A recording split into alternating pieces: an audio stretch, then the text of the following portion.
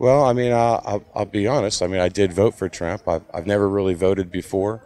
To me, it was like always watching WWF wrestling. They pump up this guy, and then he's supposed to win. They pump up that guy. That guy's supposed to win. So this is a great example of how a Trump supporter can make a good point and then forget about it 1 second later. It's like theatrics in play every single time. I don't care which side it is. They all just go blah, blah, blah, blah, blah, and do whatever it is that they're going to do. Yeah, politicians on both sides turn their backs on the people they were elected to represent. But according to this dude, Trump is the only one who broke the mold and never engages in any theatrics ever. You know, with the exception of any time he can jump into a shiny truck.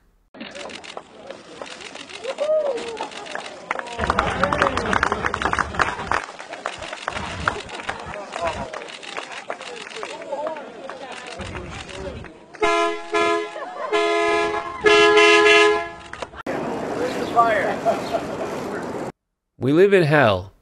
Also, bonus points to this guy who, like, brings up how he doesn't like politicians who remind him of the WWE.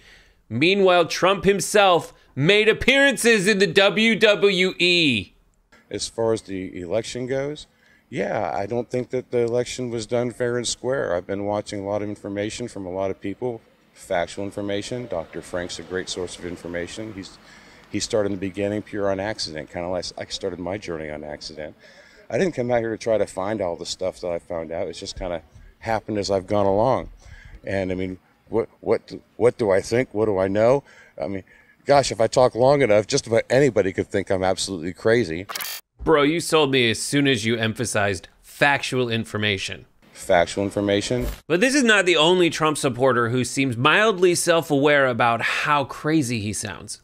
No, I believe when all is said and done, we'll find out that Joe Biden is actually his twin brother, Beau. Joe Biden is his twin brother, Beau. Yeah, I think Joe's been executed, and what we think of as Joe Biden is actually Beau. Wow. And people are waking up. Well, what would you say to someone who said that none of that makes any sense? I would say, on the surface, I agree with you. His logic sounds airtight.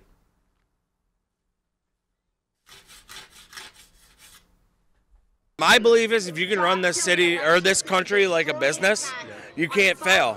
And he's a businessman, so I mean, I don't know. It's just I don't like. Okay, I'm going to do my thing again. He's a businessman who was bankrupted twice, though.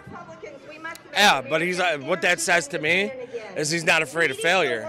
This guy wins the gold medal for mental gymnastics. Takes money to have money, I guess, type thing. Like you gotta establish. Failures happen in life. Everybody knows that, right? You make some very good points about how Trump sucks, but I already bought the shirt, so that says that it says Trump on it, so I can't like go back on that. You gotta know what I mean, man. The only other shirts I own say Limp Bizkit on them, so like I don't know what you want from me. Like I'm not gonna undo my opinions because shirts cost money. Shirts, basically my political opinion is that shirts cost money. And I got Amazon Prime, but it's gonna take a few days like for delivery. I can't walk around shirtless. Yeah, I am wearing a white shirt under this shirt, but like that's an undershirt. It can't by definition be known as an overshirt. But what if I put this overshirt under that shirt? You make some good points. Let me just make sure I have your logic right. So the guy who's a failed businessman can't fail because he runs the country like his businesses, which have failed because he's not afraid of failure. See, this makes perfect sense to me because I, like you, have had a lot of paint thinner to drink this morning.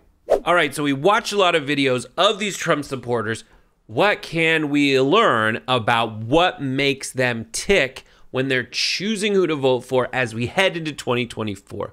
And the answer is all Trump supporters want to be intellectually honest, and they want to have everything hold together logically because this is a dispassioned approach that they all are taking. This is something like a science to them. And the one thing that they are not doing is voting for the guy because he gets laid and he's kind of an ass. Well, just like Tucker Carlson said and President Trump said, that Putin is a genius, and he is a genius.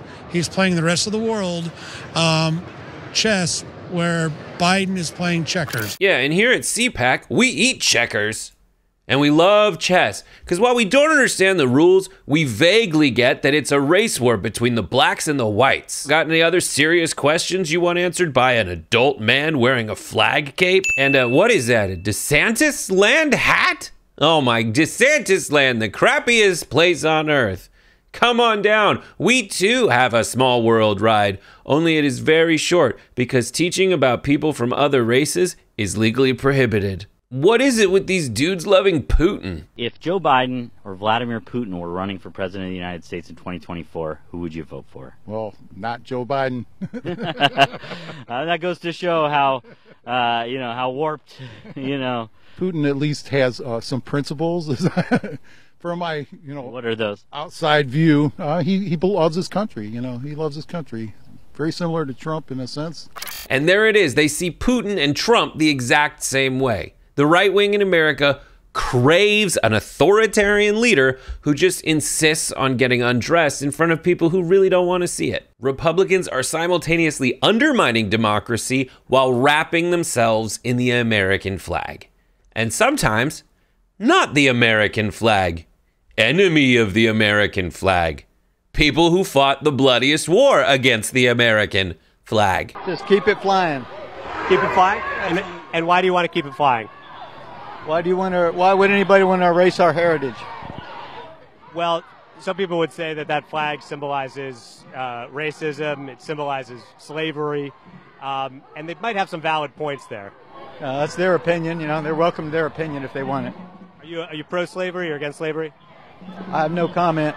But thank you for the interview. Wow, I have never seen anyone support slavery so politely. Yeah, it is so evil to erase people's heritage. And that's why this guy wants you to wear the Confederate flag, which stands for a country that fought for slavery, which is an institution that single-handedly erased millions of people's heritage. Now, that kind of dude has been in the Republican Party for a long time. It is only now that we're seeing that kind of racist, unhinged whack job get elected to Congress. So ladies and gentlemen, I present to you Representative Marjorie Taylor Greene. I know a ton of white people that are as lazy and sorry and probably worse than black people I know. Anyway, this is what the grand old party is now. And he's a charismatic candidate. And, I watched those Democrat debates. None of that was my cup of tea. But, he performed better than the other people there. So we've got to work hard to make sure that we continue Florida going in a good direction. Let's build off the success we've had on Governor Scott.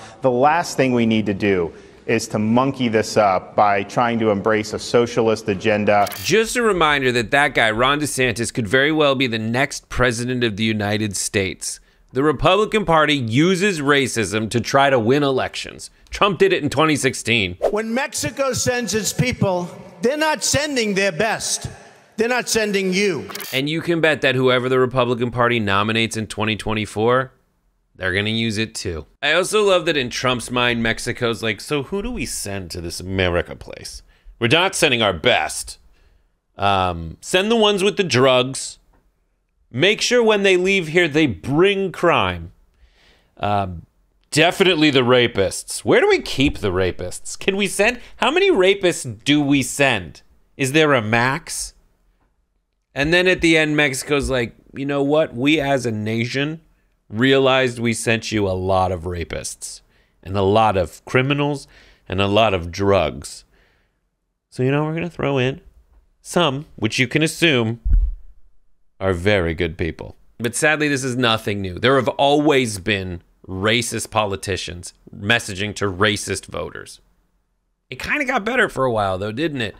After the Civil Rights Act, it became more and more taboo to be outwardly racist during a campaign, up until the point where in the 2008 election, John McCain was asked by a woman in the crowd during a town hall about this evil Muslim Obama.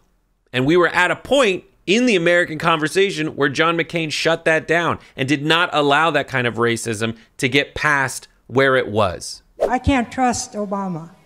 I have read about him, and he's an Arab. He is not. No? No, ma'am. He's a decent family man, citizen that I just happen to have disagreements with on fundamental issues, and that's what this campaign is all about. He's not. Thank you. But John McCain's dead, and the person who replaced him is Donald Trump, who has no qualms about being outwardly racist to everyone at all times. And we're in a bad spot, especially because his backup, Ron DeSantis, trying to be Trump light and trying to, in the mind of a lot of Republicans, is the last hope of restoring dignity to the Republican Party, is himself invoking racist tropes when running for president.